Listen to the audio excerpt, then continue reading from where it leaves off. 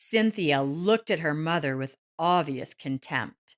Julia was making lasagna, which Cynthia loved very much, but at the moment she felt disgusted watching her mother.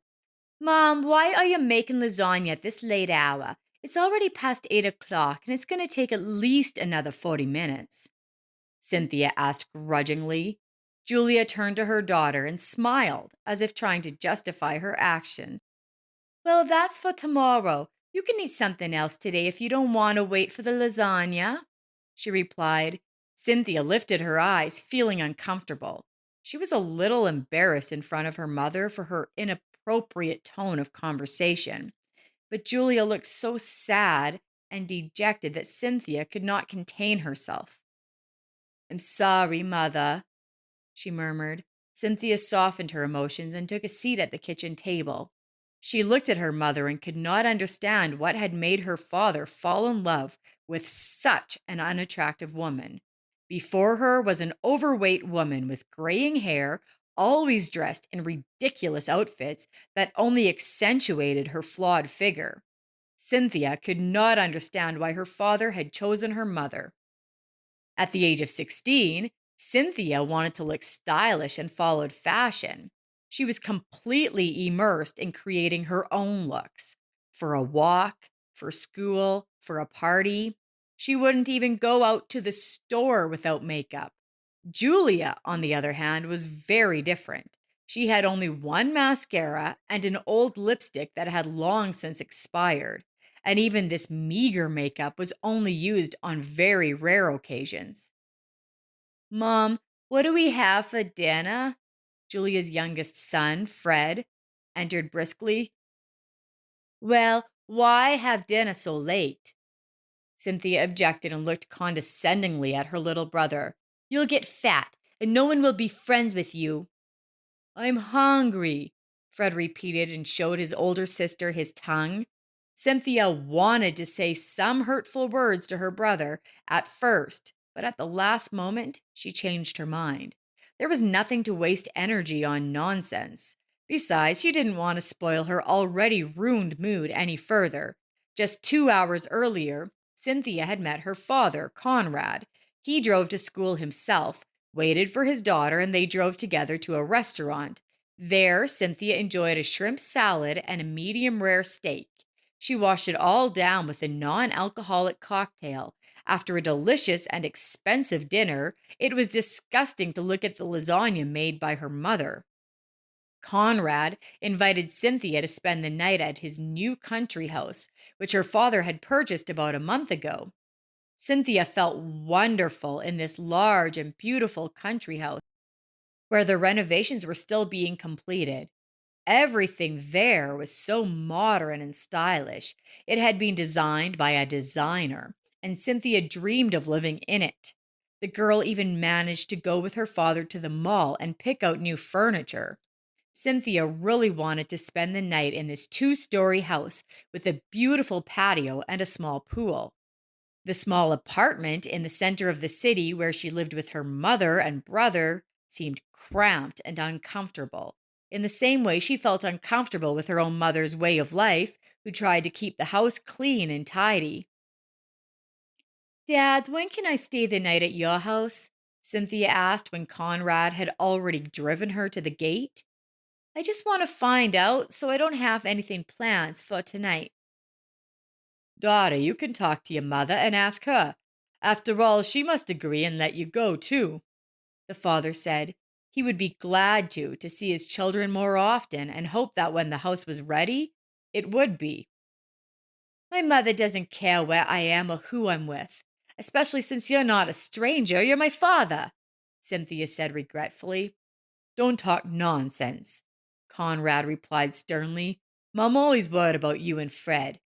Cynthia was upset. She would have to talk to her mother, ask her to leave, and warn her of her plans. It all seemed unnecessary and pointless to her.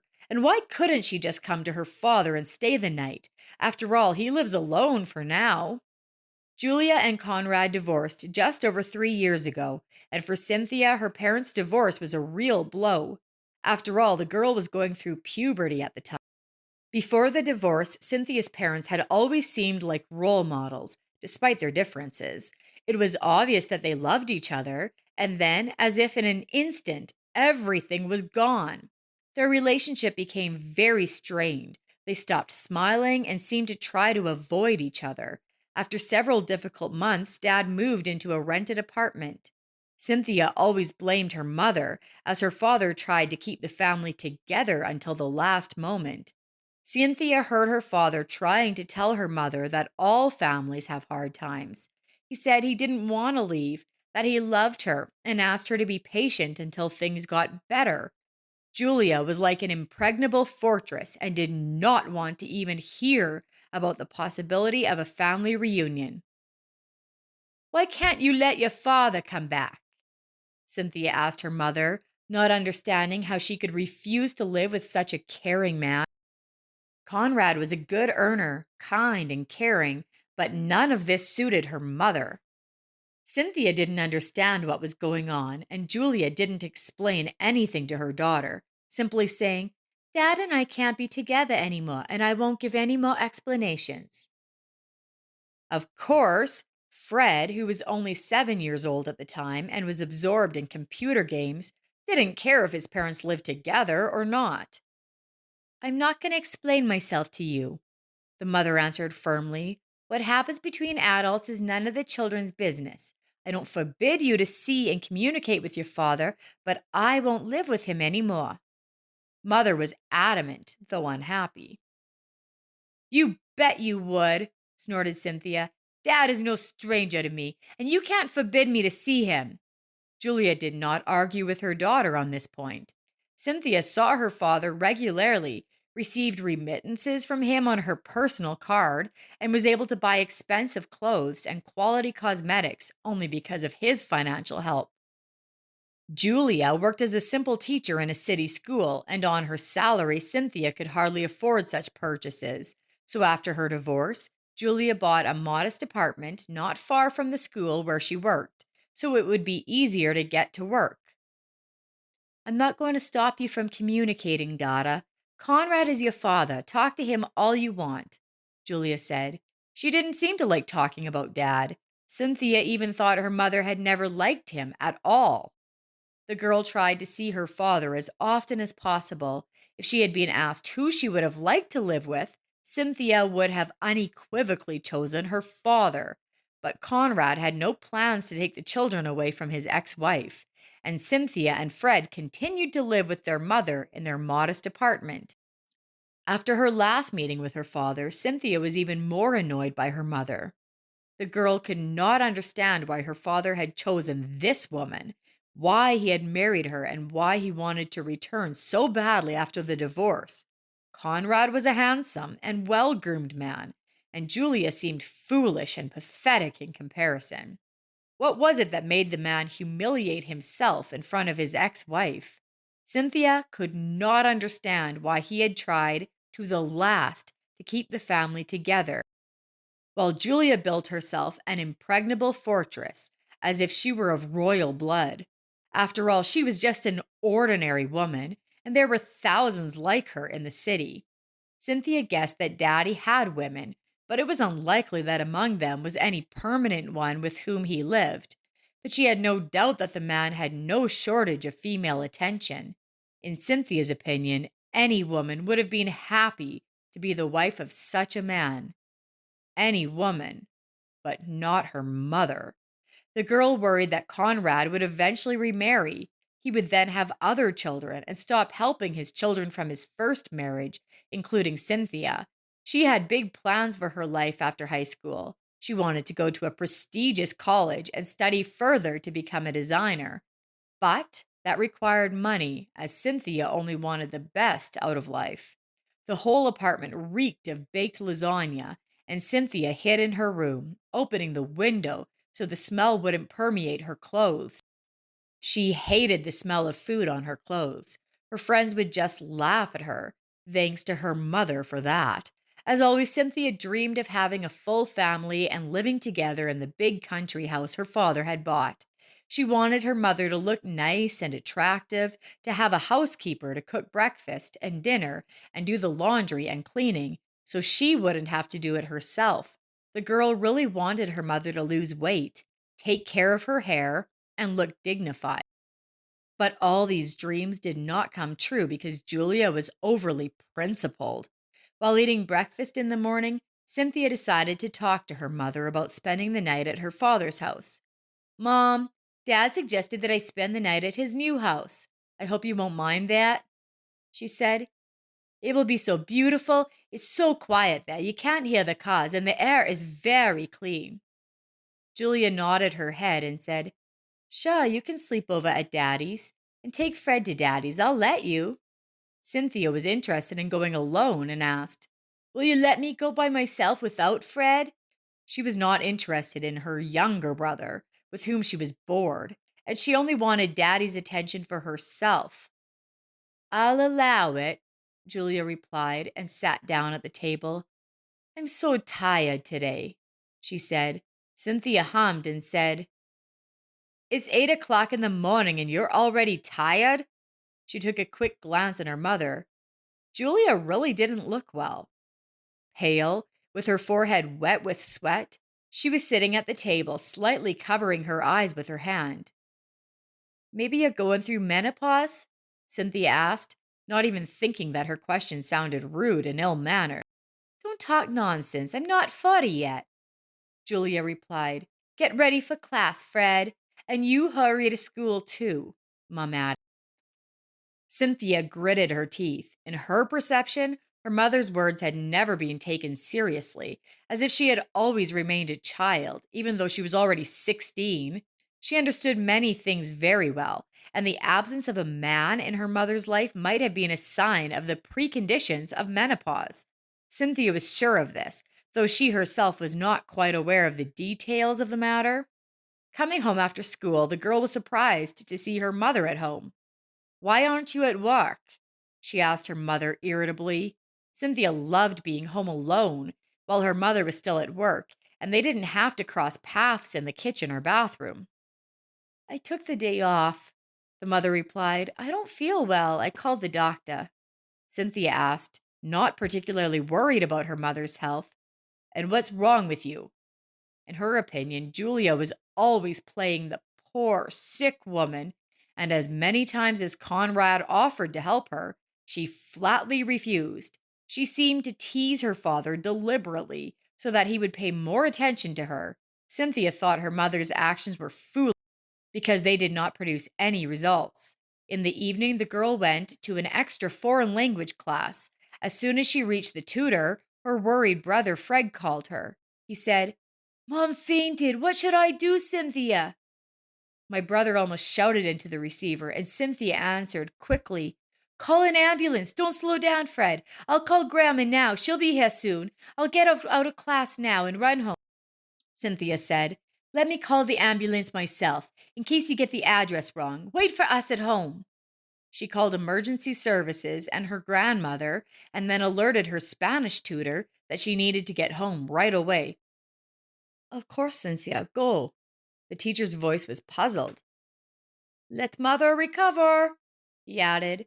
When the girl reached home, her mother was no longer there, but her grandmother, Conrad's mother, and a crying Fred were at home. What's wrong with her? Cynthia asked.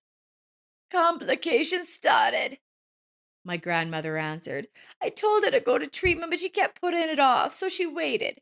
And now it's very serious, and the treatment will be difficult. What treatment? Grandma, what are you talking about? Cynthia sensed that some very unpleasant news awaited her.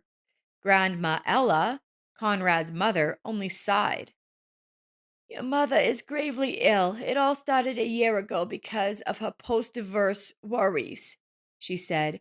She was treated at first, and then she refused. She was prescribed very heavy and expensive procedures, after which people take a long time to recover, and she wasn't feeling well enough as it was.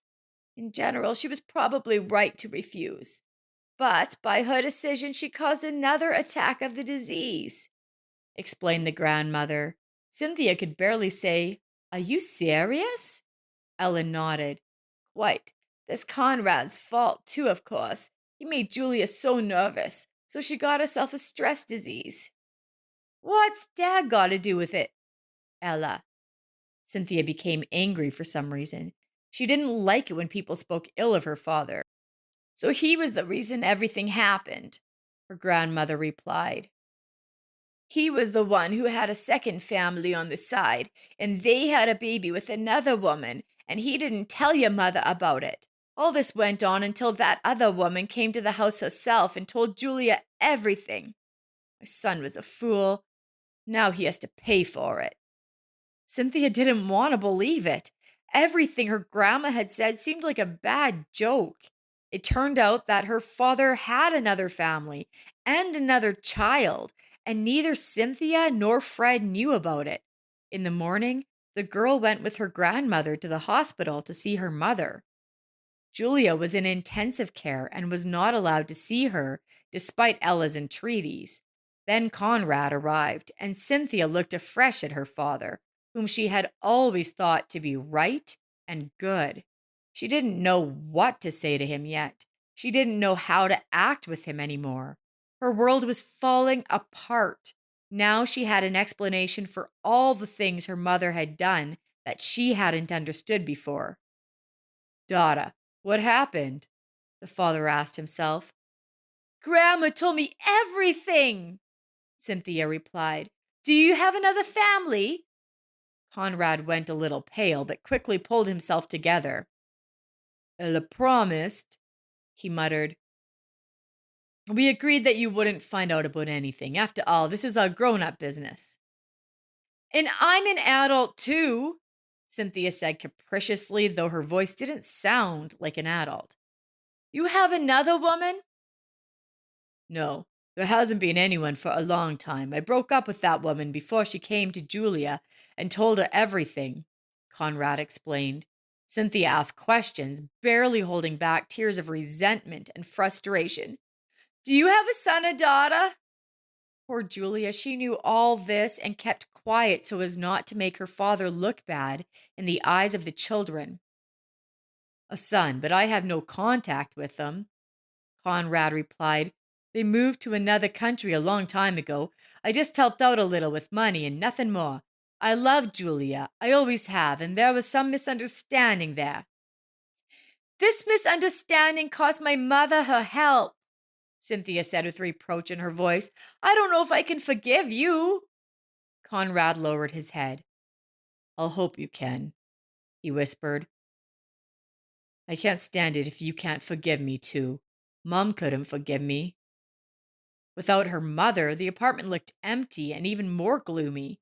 Cynthia refused to move in with her father. She took it upon herself to take care of her younger brother. Of course, Grandma was always there for her. A week later, Julia was operated on. A few days later, Cynthia and Fred were allowed into the room with their mother. I beg you, Cynthia said tearfully, don't refuse the procedures. You may not be pretty, or you may have to recover for a long time, but you will live.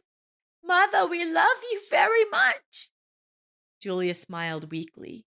This is the first time you ever told me that you love me. Cynthia sobbed. I love you, and I also want to apologize to you. That was too much I didn't know, and I thought it was your fault that the family broke up. Why didn't you tell me the truth? I didn't mean for you to hate your father, Julia replied in a weak voice. It was his mistake, but you don't have to pay for it. I'd rather be bad for you. I'm the one who decided to get a divorce without ever being able to forgive him. Mom, things will be different now, Cynthia said softly, stroking her mother's arm. You just have to live. I'll try, Julia replied. I will definitely try now. After all, it's so important to be alive and well for those who truly love you. After a while, Julia was discharged from the hospital, healthy and happy, as she herself said. It's all thanks to the love of my children.